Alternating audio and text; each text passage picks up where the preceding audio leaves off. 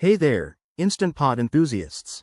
If you've ever been in the middle of cooking and suddenly seen that frustrating error code C3 pop up on your 2025 model, you're not alone. Today, we're breaking it down step by step so you can get back to your meals in no time. First off, let's talk about what error code C3 actually means. In Instant Pot lingo, C3 typically signals a problem with the lid or the pressure system. It could be as simple as the lid not being locked properly or something more like a faulty sensor.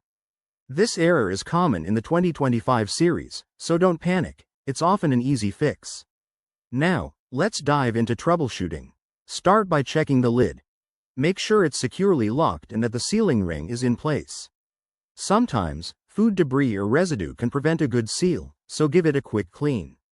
Next, inspect the float valve on top of the lid. It needs to be in the down position before you start cooking.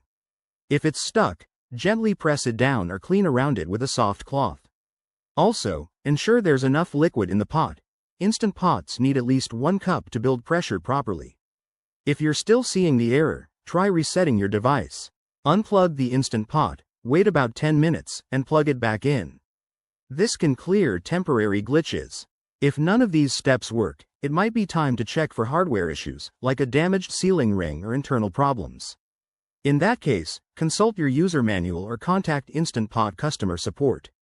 Remember, safety first, never force the lid open if it's under pressure.